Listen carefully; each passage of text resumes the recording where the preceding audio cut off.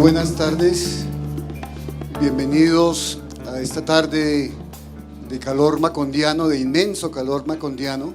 Todos estamos sintiéndonos un poco en algún territorio de García Márquez. Quisiera que la conversación de esta tarde se dedicara a Óscar Collazos, un amigo escritor, cuentista también, y que en este momento se está pasando un momento difícil. Bueno, vamos a hablar de García Márquez y el cuento. Contamos con 4 invitados muy especiales que, aparte de escribir, digamos, otros géneros como la novela, son reconocidos especialmente como muy buenos cuentistas. La primera invitada es Eve Újar. Su obra fue recogida en numerosas antologías. Estudió filosofía en la Universidad de Buenos Aires. Posteriormente se desempeñó como docente, tanto de nivel primario y secundario, como universitario en la UBA y en la Universidad Nacional de Lomas de Zamora. Vive en Buenos Aires, donde dicta talleres literarios.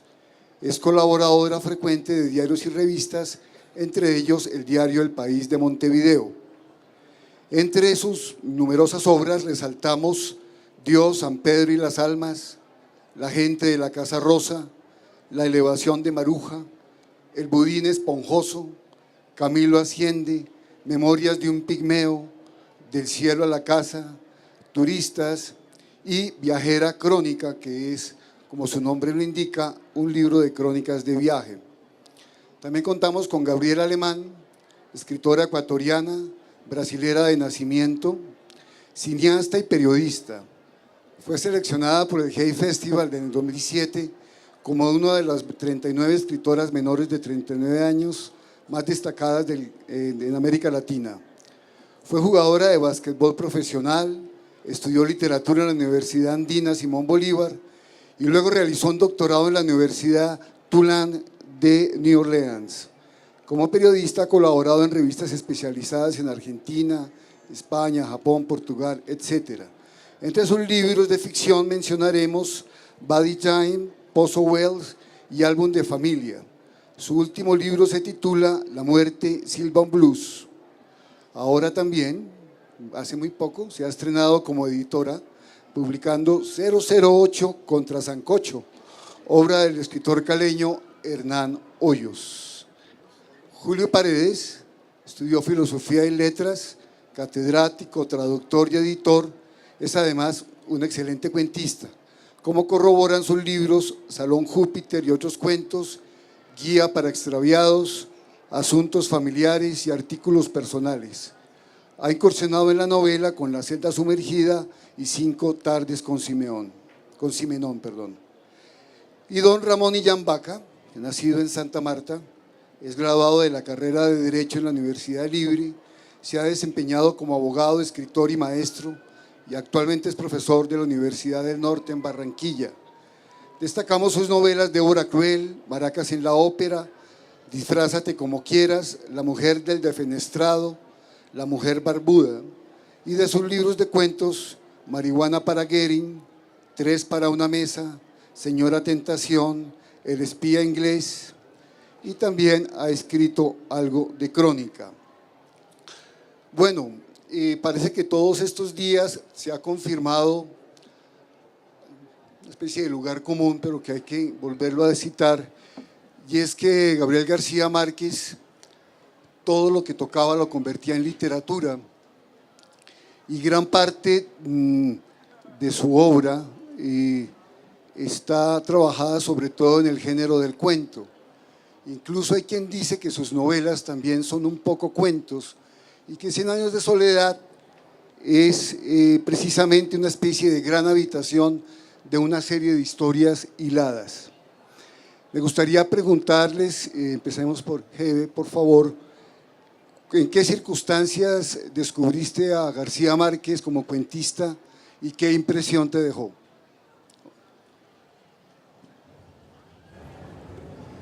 Bueno, yo lo descubrí hace muchísimos años, porque además García Márquez era material de lectura en los colegios secundarios, porque se leía en casi todos los colegios secundarios, y sí, me resultó sumamente impactante. porque era una cosa nueva, era una cosa distinta, y era una cosa, una prosa que llegaba directamente, me resultó. Ahora,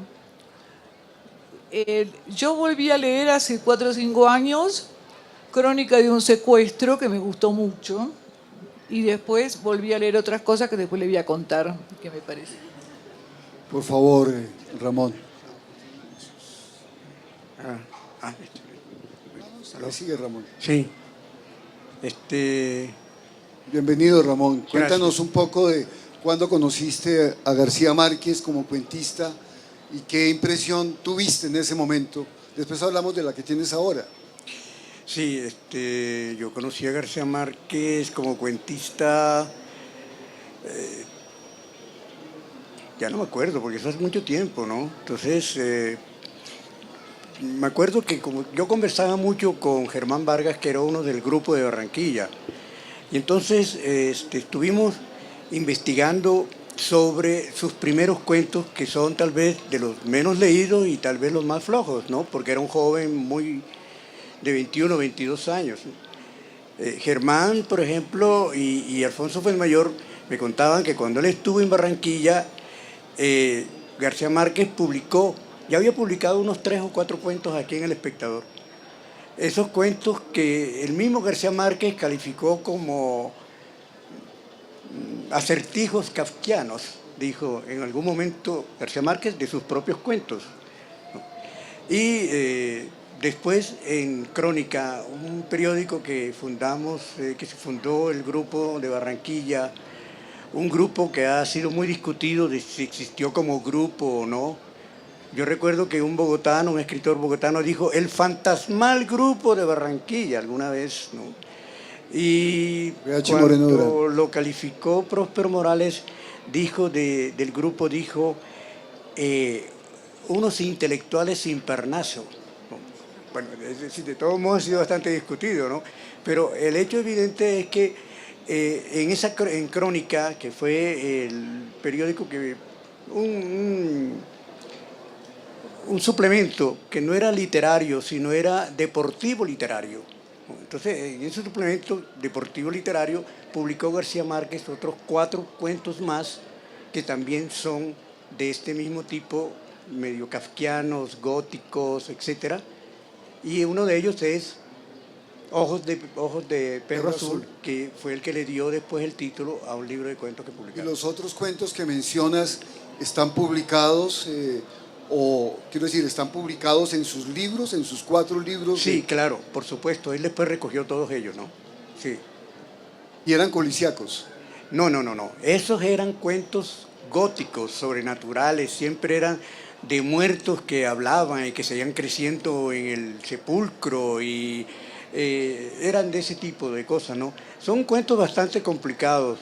Yo me los leí porque tenía que venir aquí y era una obligación leérmelos y entonces pues me puse atento a eso, pero si hubiera estado así común y corriente no me los hubiera leído, ¿no? Gabriela, por favor. Pero esos cuentos eran perfectos para la adolescencia, que uno es la época en que los lee. Edgar Allan Poe y Muertos, ¿no? Y yo llegué a ese libro a través de Rubén Blades, un poco en la época del colegio, porque había una canción de él que se llamaba Ojos de Perro Azul. Llegué al libro, me gustó tanto, adolescente, que además ahí aprendí a hacer listas de préstamos de libros, porque como me gustó tanto, se lo di a un amigo y ahí aprendí que eso no hay que hacer, porque nunca volvió. Bueno, yo también creo que Ojos de Perro Azul es un libro tanto de escritor principiante como de lector principiante. Yo creo que igual en la relectura pues suceden cosas, ¿no? Que más adelante probablemente vamos a hablar. Pero en realidad a García Márquez yo no empecé por los cuentos, yo empecé por La hojarasca y probablemente por La mala hora. Y un poquito por carambola llegué a los cuentos y también pues creo que son cuentos de juventud. Es muy raro que que él haya querido recuperarlos en una antología, ¿no? Creo que en todo caso en esa relectura que se hace de esos cuentos, pues uno puede dudar un poquito, se vuelve más históricos y anecdóticos en la obra de García Márquez, pero sí creo de nuevo que estoy de acuerdo con todos que es una lectura como para adolescentes en el sentido de la primera experiencia de una lectura de relatos, ¿no? ¿Qué clase de cuentos de García Márquez prefieres tú? ¿De qué libro o qué clase de cuentos, digamos, distintos al de Los ojos de perro azul quizá, o los de los funerales, o los de la Cándida Heréndira? Ya te dije, me gustó, me pareció muy bien, no cuento sino la crónica de un secuestro, esa me gustó mucho. Pero no me gustaron, y ahora inauguro las polémicas, los 12 cuentos peregrinos. No me parecieron potentes, me parecieron, a ver, te digo lo que no me gustaron, así nos peleamos todos, y nos peleamos todos en Colombia acá. No me gustaron los cuentos peregrinos, me parecieron los cuentos de una persona muy mundana, que es evidentemente un hombre que tiene mucho mundo, que aprovecha mucho todos los lugares donde estuvo, pero como toda persona mundana un poco lo sobrevuela las situaciones, sobrevuela lo mismo que está, lo que ha escrito. No me parecieron importantes, yo los leí para venir acá, no encontré en ese momento ninguna otra cosa de él. Y eso no me parecieron demasiado brillantes.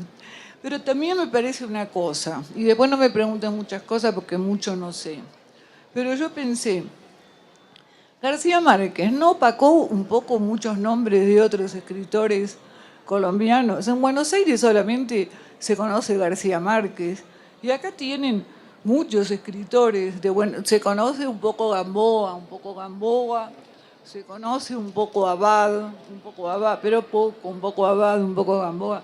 Y después no se conoce a nadie más del mismo continente de Colombia.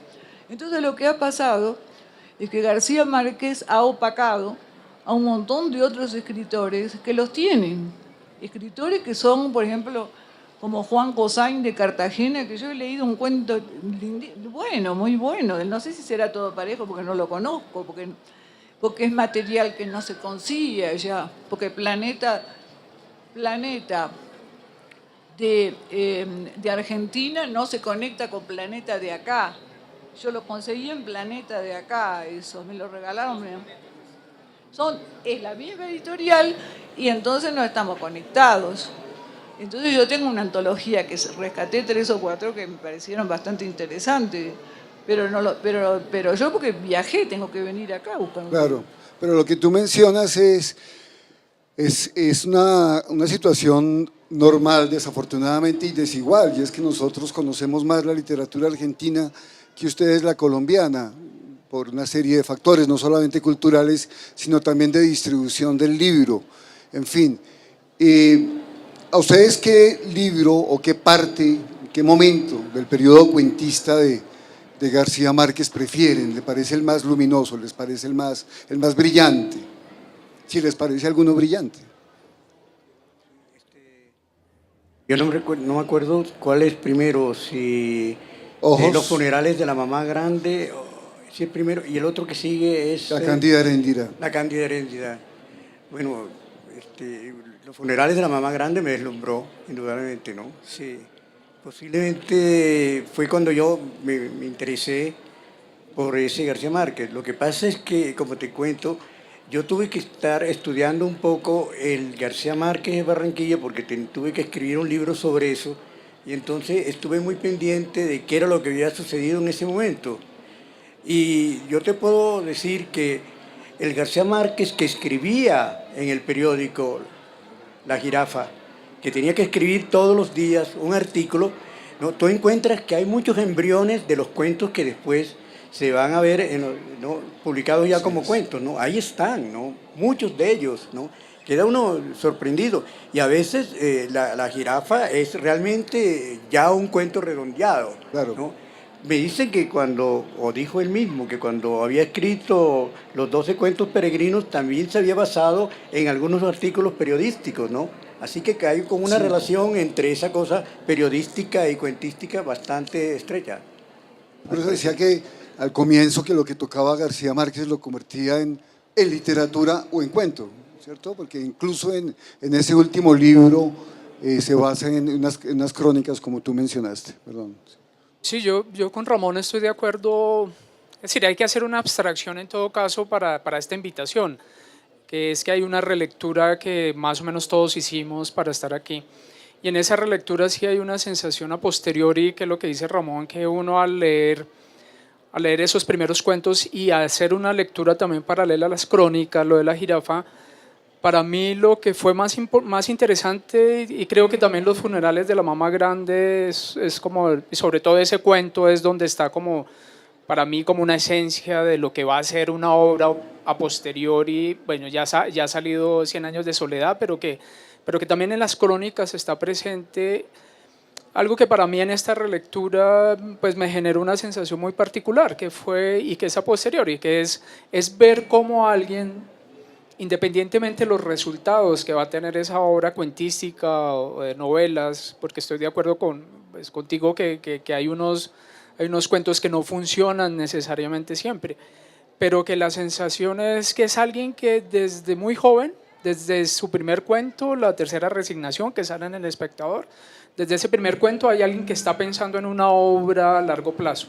Es decir, si uno ve más o menos la biografía de García Márquez, los libros no son tan seguidos, ¿no? Hay unos lapsos largos entre un libro y otro. Y lo que para mí fue interesante de esta relectura de los cuentos fue identificar eso, identificar a alguien que, y creo que no sé si eso está ligado a estar en un momento en el que no sufría tanto el fenómeno de lo comercial.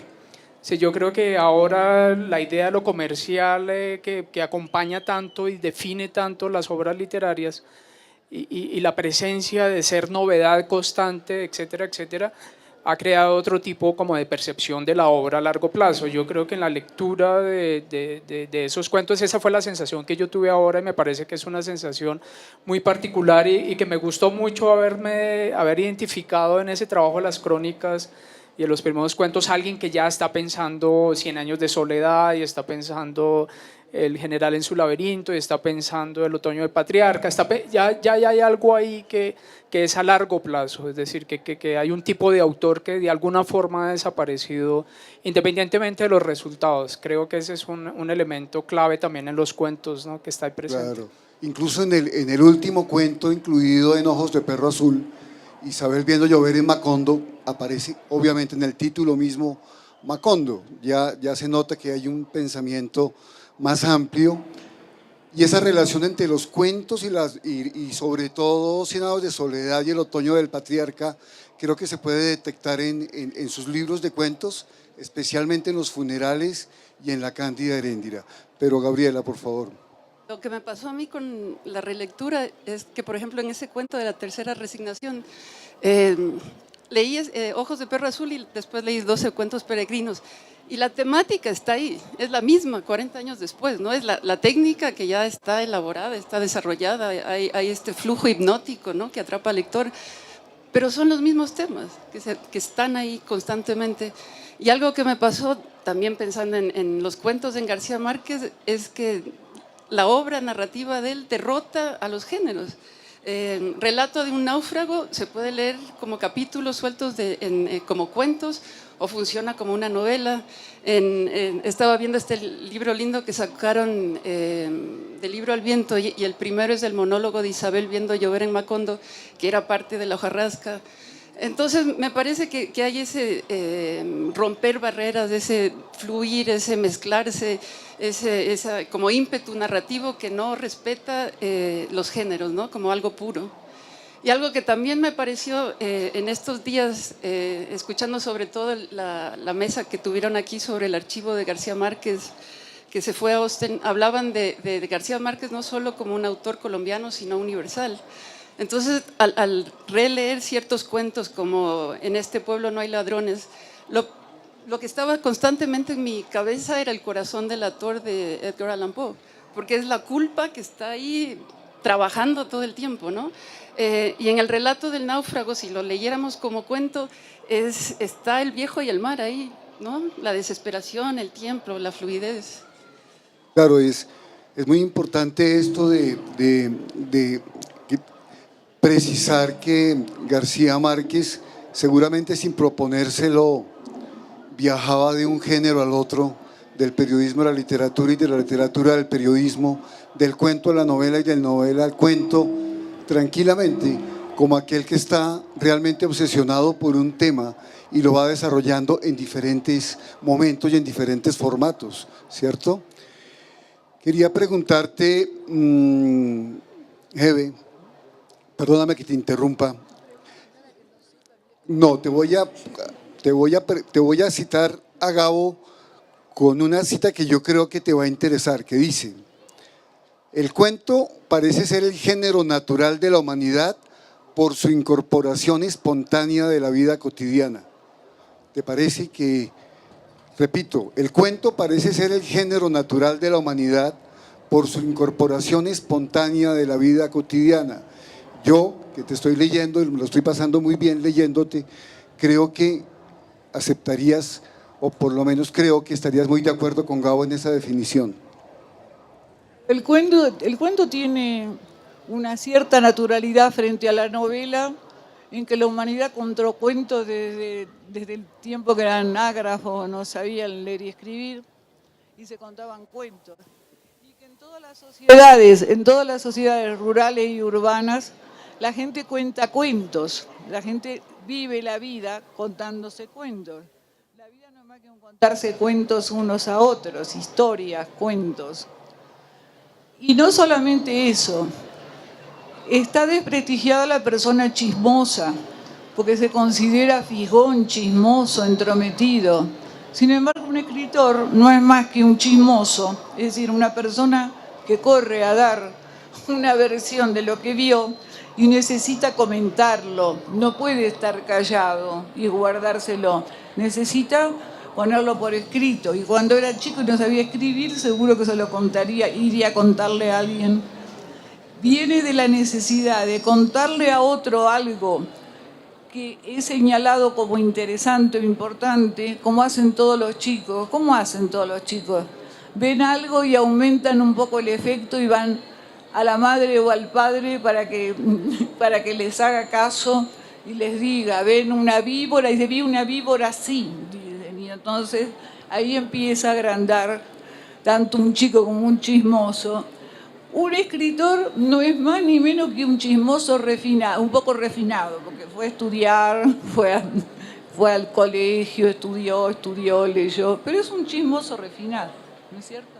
Ramón, no te estaba acusando de chismoso, sino que iba a decirte que tú, como conoces toda esta parte del surgimiento y de la presencia de Gabo en Barranquilla y de los compañeros de ese grupo, fantasmal o no, ¿tú crees que hay en el temperamento caribeño, en el temperamento y en los mismos habitantes de Barranquilla, por decirlo, esa necesidad del cuento permanente, quizá el vallenato también, en fin, que son como las fuentes directas de la narrativa de García Márquez, de esa oralidad, o no? Bueno, sobre eso los expertos han escrito libros, ¿no? Muchos libros. Yo no me los he leído, pero de lo que sí te puedo hablar es que García Márquez, cuando va a Barranquilla, y después se lo dijo a Gerald Martin, dijo que Barranquilla era como la Córdoba de la Edad Media, en donde confluían extranjeros de todas partes y que había mucha gente inteligente que además no le importaba, que le importaba un carajo ser inteligente. Esa es la frase que le dice a Gerald Martin. La verdad es que García Márquez constantemente repite que él hubiera sido escritor, se lo dijo Ariel, entre otras cosas, pero él, si no hubiera pasado por Barranquilla, tal vez no hubiera alcanzado la dimensión que llegó. Eso lo dijo. No. De todos modos, esa Barranquilla que él llega, en donde trabaja en Crónica, que Crónica, dijo Jacques Gillard, que era un investigador que fue de las primeras personas que estuvo rescatando textos costeños. Textos costeños, eso estaba ahí tirado en las bodegas del Heraldo, lleno de cucaracha, comején, ratón, etc. Y este señor francés que llega en el 78 fue allá se acuclilló y empezó a copiar cada uno de estos artículos, ¿no? Naturalmente, como él no era barranquillero, no se dio cuenta que era sábado de carnaval, ¿no? Y lo encerraron, quedó encerrado hasta el lunes, que el portero se dio cuenta que alguien estaba gritando y le abrió la puerta y entonces pudo salir ahí, ¿no? ¿Eso es histórico o es un cuento tuyo? No, hombre, es histórico, yo no digo sino verdades. No, entonces, él pudo rescatar toda jirafa porque después pudo conseguirse una fotocopiadora y ahí entonces copió y salvó la jirafa, en donde realmente está toda esa cotidianidad barranquillera en la jirafa, que es la que está representando. García Márquez, si tú te vas a ver la jirafa, está contando mucha de esa vida menuda que se está dando en esa Barranquilla que ansía ser cosmopolita, pero definitivamente no lo logra del todo, no. Pero pasaban cosas insólitas. Por ejemplo, cuando la reina, espérate que tengo que acordarme del nombre de esa reina. Había una reina que era aviadora profesional, aviadora amateur, aviadora aficionada, ¿no? Y entonces ella se llamaba Carmen Nigrinis, tal vez. Bueno, entonces ella llegó a Barranquilla desde Bogotá piloteando su propio avión, ¿no? Para recibir la corona de carnaval. Entonces, naturalmente, la gente fue entusiasmadísima a esperarla. Y el alcalde, emocionado, lanzó un decreto por la cual la declaraba reina de los cielos. Pero el obispo salió corriendo y dijo que reina de los cielos solo era la Virgen. Entonces el alcalde lanzó un contradecreto que decía que era capitana de los cielos. Y se solucionó el problema, ¿no? Entonces, García Márquez toca todos estos temas. Naturalmente, como ves, el entorno ayudaba, ¿no? El sentido del humor, está bien que cites otro elemento en García Márquez que es importante, que es el sentido del humor. Me gustaría preguntarle a Julio y a Gabriela un poco sobre la forma como escribe García Márquez sus cuentos y digamos el tránsito que sí existe entre Ojos de Perro Azul y los 12 cuentos peregrinos. Bueno, yo pues igual que Ramón tampoco soy un experto en la lectura de García Márquez. Lo que sí he identificado, de nuevo, insisto, que es el resultado de una experiencia nueva, que es las relecturas, conociendo lo que hizo de crónica y bueno, etcétera. Estaba pensando, cuando Jebe estaba hablando del chisme, que García Márquez estaría muy de acuerdo con ella. Hay un cuento maravilloso que creo que es una especie de declaración de principios, que es en este pueblo, va a suceder algo grave en este pueblo, que es un cuento que también tiene que ver mucho con la oralidad, porque además lo narró en un congreso de escritores, y es esta mujer que le dice en la mañana a sus 2 hijos adolescentes que algo grave va a pasar, la premonición, y al final, a lo largo del día, se va transmitiendo esto a través de chismes del pueblo, y el pueblo al final de la tarde acaba quemado, ¿no? Y fue solo eso que detonó, y eso creo que es la imaginación, ¿no? Al final estamos hablando aquí en un escenario de la imaginación de García Márquez. Y algo que está muy presente, y yo creo que él mismo lo quiso recalcar en Vivir para contarlo, es esa reescritura de las mujeres de su infancia, ¿no? Que está muy ligado a la oralidad. Y a mí lo que me pasó en esta relectura de sus cuentos es que los quería leer en voz alta, ¿no? Y por ahí agarré a mi sobrino incauto y se los leía, y le encantó, y me quitó el libro, ¿no? La música. Jebe, coméntame algo sobre lo de la fantasía y la vida cotidiana. En tus cuentos yo veo que también, por supuesto, que hay una transformación del hecho cotidiano que te impresiona por X circunstancia y una modificación obvio hecha por la fantasía. Vos me preguntás por la relación entre la fantasía y la vida cotidiana. Y a mí me hace pensar en otra cosa, me hace pensar en el imaginario caribeño y en el imaginario del Cono Sur porteño. Y cuando digo imaginario caribeño, digo hallado también a Venezuela y a cómo hablaba Chávez cuando que daba esos discursos que desde allá los censuraban con una mentalidad del Cono Sur que es mucho más austera, severa, porque Chávez decía: yo no tengo novia, cuando tenga novia se las voy a hacer saber. Y desde allá decían, ¿pero qué dice este? Decían, ¿qué está diciendo? Decían, como que son cosas que no se deben decir. ¿Qué dice? Y no como arepa de carne, como arepa de maíz o de qué sé yo, todo eso. Dice, ¿qué está contando? Decían, mirá cómo habla, mirá las cosas que dice, todo eso. Pero eso es muy interesante. Y tiene que ver en cierto modo con García Márquez porque es una cosa exuberante, una cosa que se expresa, una cosa que se agranda y todo eso. Y allá, como hemos sido muy colonizados por los ingleses, se cree que tener modales muy mesurados y todo eso es una cosa de buen tono, como de buen gusto tener modales así muy mesurados. Pero ustedes tienen un escritor, que a mí ya les digo que hay algunos cuentos que me gustan, que es Juan Cosain, que es un escritor de Cartagena, ¿no? De Cartagena, fue compañero tuyo de trabajo. Que una vez un periodista le preguntó por qué se ponía pantalones de baño tan largos, más largos. Y dijo que tenía un grano en el traste, un grano acá, que tenía una... Ahora, yo no soy un bogotano, pero un escritor de Buenos Aires, o del Uruguay, o de Chile, yo juro, me juego la vida que no va a decir que tenía un grano en el traste. No lo dice. No lo dice, viejo. No es cierto, son dos... ¿Se imaginan a Borges diciendo que... Imagínense a Borges diciendo que tenía un grano en el traste. Es imposible. Posible, totalmente. Imposible pensarlo. Y Claro. el tipo lo dijo, y el tipo dice cosas, eso ya dice cosas así de su vida. Y eso es de acá,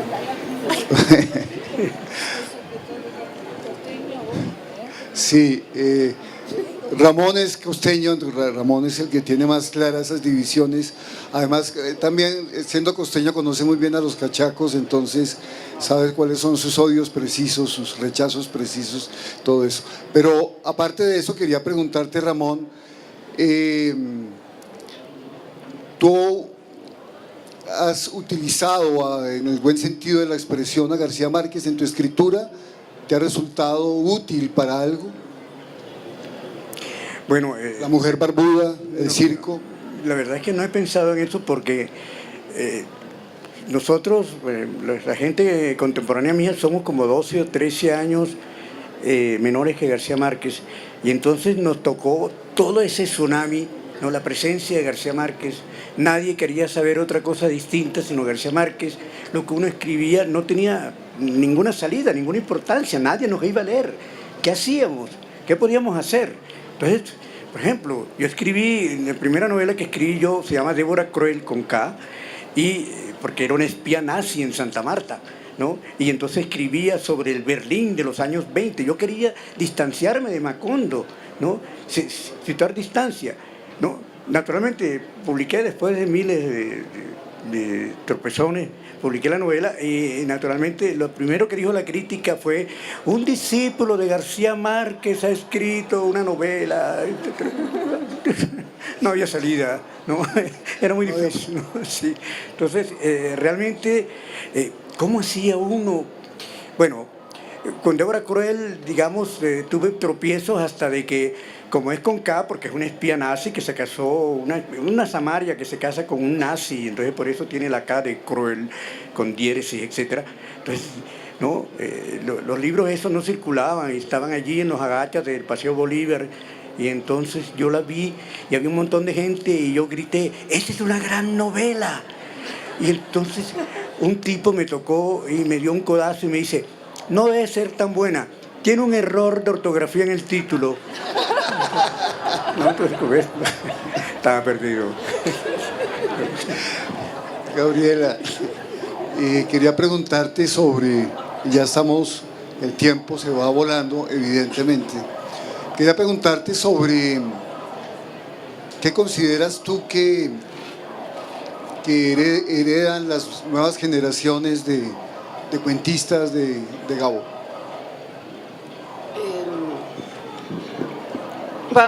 A mí me pasó cuando estaba comenzando a escribir que ya no leía como leía antes, ¿no? Para disfrutar ese flujo de los cuentos o las novelas de García Márquez, sino que en algún momento, luego de haber visto un documental francés donde de alguna manera soltó alguno de sus trucos, comencé a leerlo para ver qué es lo que hacía, cómo atrapaba al lector desde el inicio.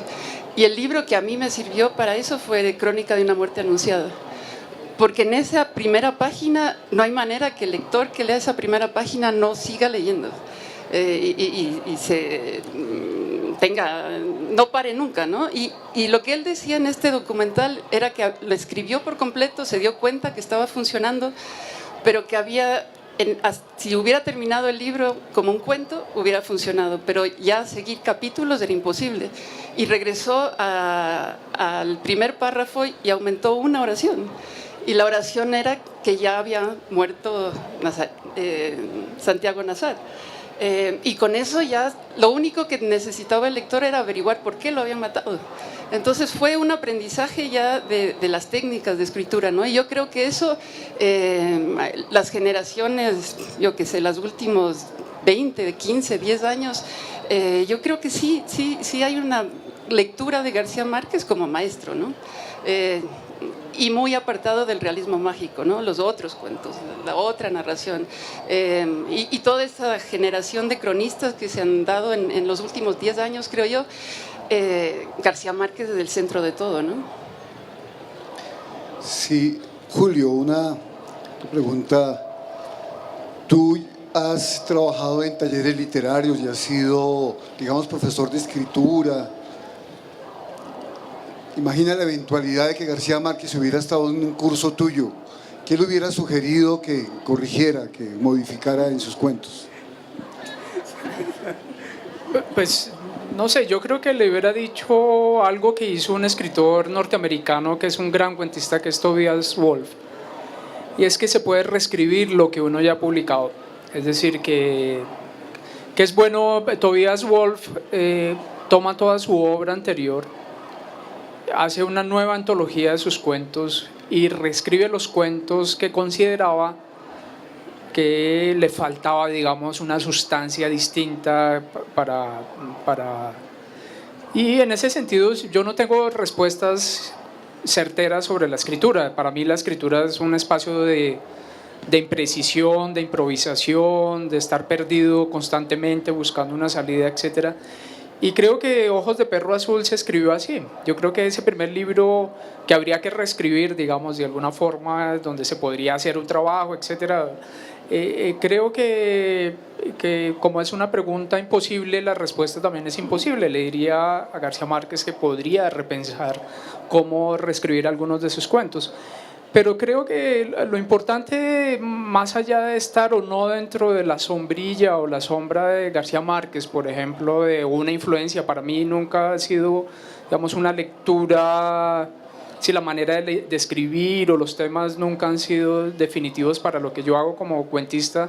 Sí hay algo en García Márquez que me parece importante mantener, que es esa relación entre la escritura y la lectura, es decir, que hay una cosa ahí básica del trabajo también como lector. Se olvida mucho, es decir, uno piensa que la escritura es solamente una experiencia mientras está sentado frente a la máquina o al computador o mientras uno en el manuscrito. Yo creo que la experiencia de la escritura, y en eso pues García Márquez tenía como claridad en eso, es una experiencia constante, es decir, escribir es estar todo el tiempo pensando en escribir, no necesariamente. Y creo que también su manera de aproximarse a la lectura como alguien, independientemente de la imagen que tenemos de García Márquez. Yo creo que es bueno en un momento dado, si es posible, yo creo que esa abstracción ya es casi imposible, pensar en García Márquez como no García Márquez o no como Gabo, sino como pues alguien que escribió y se sentó a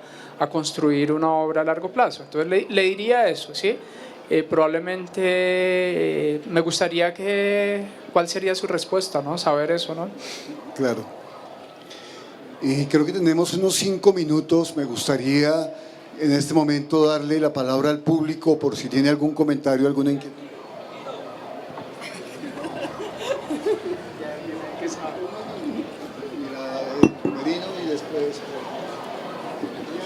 Quería preguntarle a Julio y a Ramón. Se ha hablado aquí de la influencia inescapable para cuentistas y novelistas de García Márquez, tanto cuando se esperaba que los cuentistas colombianos escribieran siguiendo más o menos los parámetros, o al contrario, como dice Ramón, tratando de evitarlo y huyendo, que no siempre fue positivo.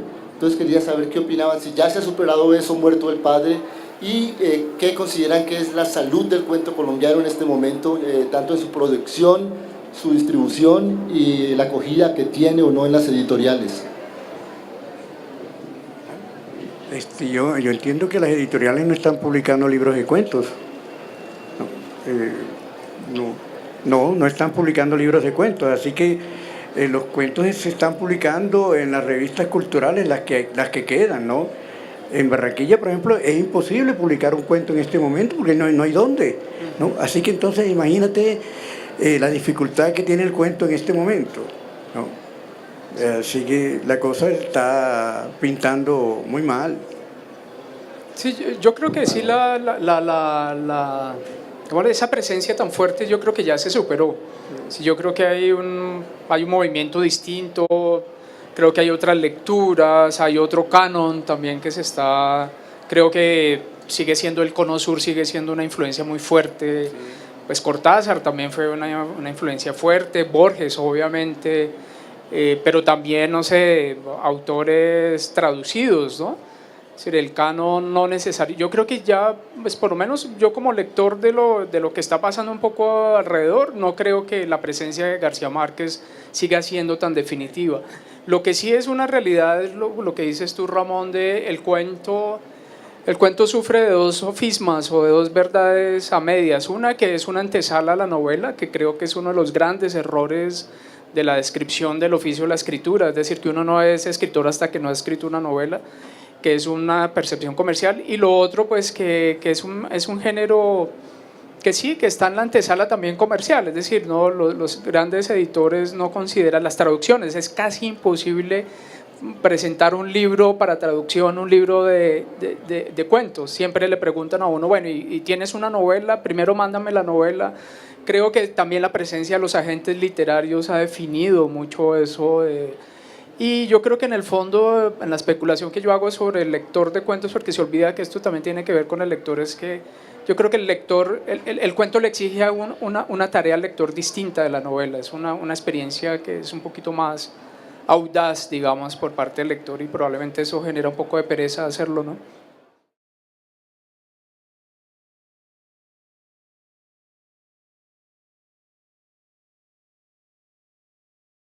...008 contra Sancocho, obra del escritor caleño Hernán Hoyos.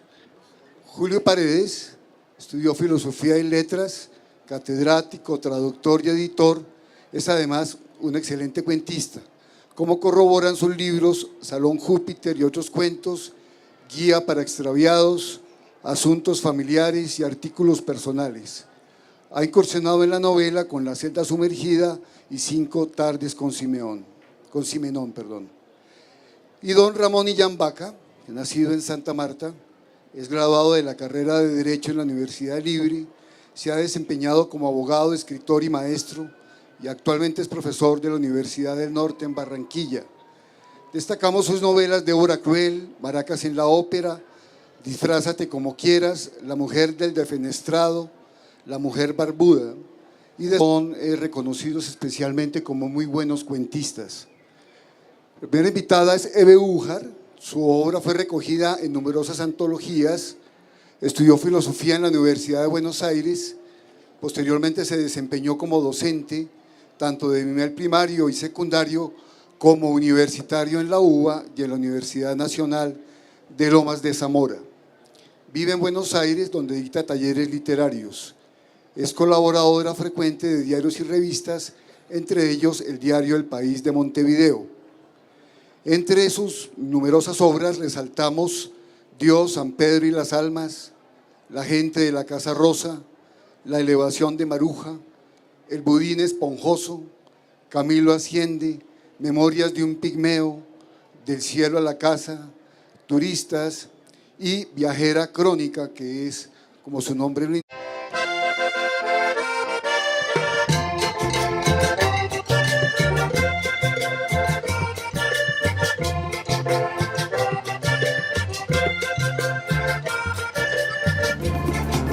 buenas tardes.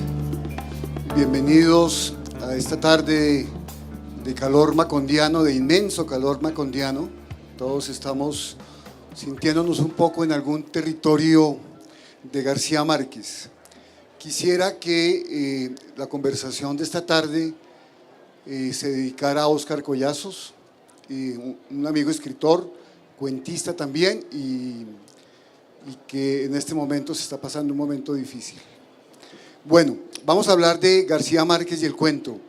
Contamos con 4 invitados muy especiales que, aparte de escribir, digamos, otros géneros como la novela, son sus libros de cuentos: Marihuana para Goering, 3 para una mesa, Señora Tentación, El espía inglés, y también ha escrito algo de crónica. Bueno, parece que todos estos días se ha confirmado una especie de lugar común, pero que hay que volverlo a citar, y es que Gabriel García Márquez todo lo que tocaba lo convertía en literatura, y gran parte de su obra está trabajada sobre todo en el género del cuento.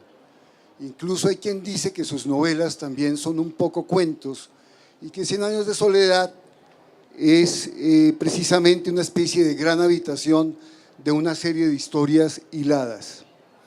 Me gustaría preguntarles, empecemos por Hebe, indica un libro de crónicas de viaje. También contamos con Gabriela Alemán, escritora ecuatoriana, brasilera de nacimiento, cineasta y periodista. Fue seleccionada por el Hay Festival en el 2007 como una de las 39 escritoras menores de 39 años más destacadas en América Latina. Fue jugadora de básquetbol profesional, estudió literatura en la Universidad Andina Simón Bolívar y luego realizó un doctorado en la Universidad Tulane de New Orleans. Como periodista ha colaborado en revistas especializadas en Argentina, España, Japón, Portugal, etc. Entre sus libros de ficción mencionaremos Body Time, Pozo Wells y Álbum de Familia. Su último libro se titula La muerte Sylvan Blues. Ahora también, hace muy poco, se ha estrenado como editora, publicando